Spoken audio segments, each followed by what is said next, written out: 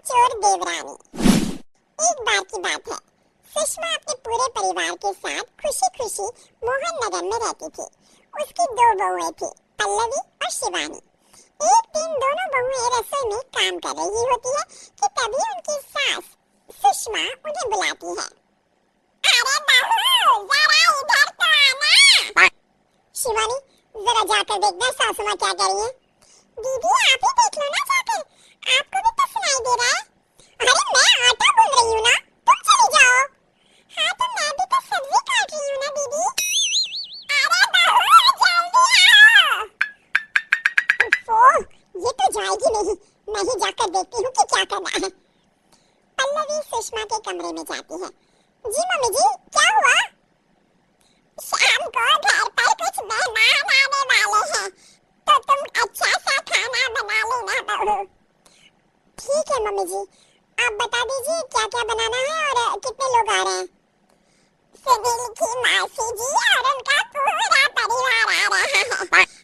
कुल मिलाकर 3 लोग और हमें मिलाकर हुए 9 लोग। तो अभी से ही तैयारी करना शुरू कर दो। और हाँ, घर की सफाई भी कर देना है अच्छे से। जी मम्मी जी, सब काम हो जाएगा, आप चिंता मत कीजिए। पल्लवी शिवानी को घर में मेहमान आने वाले हैं इसके बारे में बताती है। क्या?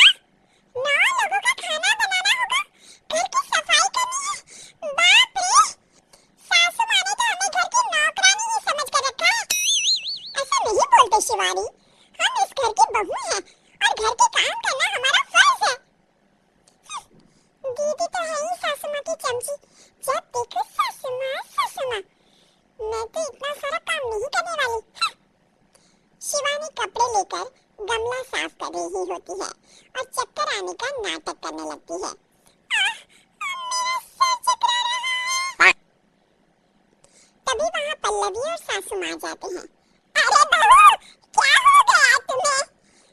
मम्मी जी, बहुत तेज सर में दर्द हो रहा है। तुम एक काम करो शिवानी, आराम कर लो। नहीं नहीं दीदी, घर में मेहमान आने वाले हैं, मुझे आपकी मदद करनी चाहिए। अरे कोई बात नहीं शिवानी, तुम आराम कर लो, मैं सब काम कर लूंगी। ठीक है दीदी, अगर आप इतना कह रही हैं तो आराम कर लेती हूँ। शिवानी आराम से अपने कमरे में मैगजीन पढ़ रही होती है। इसे कहते हैं आराम की जिंदगी। इतना सारा काम। चलो सारा काम खत्म हो गया, शिवानी को देख आती हूँ। शिवानी अपने कमरे में ईयरफोन में गाने सुनते सुनते सो जाती है और उसके साइड में मैगजीन भी रखी होती है। पल्लवी वहाँ आ जाती है और वो सब देखती है। ओहो, तो मतलब सब काम चोरी का बहाना था। अभी बताती हूँ इसको। घर का सारा काम मुझे करना पड़ा और ये महारानी यहाँ मैगजीन पढ़ रही है, गाने सुन रही है। पल्लवी रसोई से एक प्लेट और चम्मच लेकर आती है और शिवानी को थाली बजाकर उठाने लगती है। शिवानी अचानक से उठती है। उठ गई महारानी, गाने भी सुन लिए, मैगजीन भी पढ़ ली। तुम तो बहुत बड़ी झूठी निकली शिवानी। तुमने सर दर्द का बहाना बनाया ताकि काम करने से बच सको। हाँ बनाया बहाना, तो क्या करती, इतने सारे काम करती। मुझे कोई शौक नहीं है चापलूसी का। क्या चापलूसी? तुम्हें लगता है कि मैं सारे काम चापलूसी के लिए कर रही हूँ? नहीं तो क्या। तभी वहाँ सासू माँ आ जाती है। अरे बहू, वो लोग बस आने ही वाले हैं, तुम तैयारियां कर लो। जी सासू माँ, तुझे तो मैं बाद में देखती हूँ। सब खाना खाने बैठते हैं और खाना शुरू करते हैं। तभी सुनील की मौसी बोलती है। वाह भाई वाह, खाना तो बहुत ही अच्छा बना है सुषमा जी, एक एक चीज में क्या स्वाद है। ये सुनकर शिवानी मुंह बना लेती है।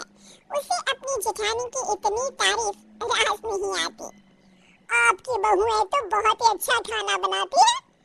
हाँ बनाती तो दोनों ही अच्छा है, पर आज ना ये सारा खाना बड़ी बहू ने बनाया है। छोटी बहू की तबीयत ठीक नहीं थी, सो इसलिए। मानना पड़ेगा सुषमा जी, आपकी बड़ी बहू तो बहुत ही गुणवान है। पल्लवी की तारीफ सुनकर शिवानी को जलन होती है। पल्लवी ये सुनकर खुश हो जाती है और शिवानी की तरफ देखकर उसे चिढ़ाती है। कुछ देर बाद मेहमानों के जाने का वक्त हो जाता है। मौसी जी सबके लिए उपहार लाई होती है। वो सबको शगुन के पैसे देती है और अंत में पल्लवी के पास आती है। तुम्हारे लिए शगुन का लिफाफा तो है ही, पर बहू तुम्हें एक और उपहार भी मिलेगा इतना अच्छा खाना बनाने के लिए। मौसी अपने सोने की कंगन निकालकर पल्लवी को पहना देती है।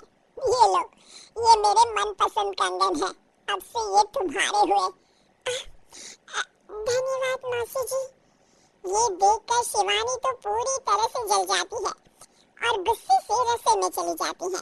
तभी वहाँ पल्लवी आ जाती है और उसे अपने कंगन दिखाने लगती है। देवरानी जी, अब आपका सर दर्द ठीक तो है ना? मुझे लगता है कि अब सर दर्द शुरू हो गया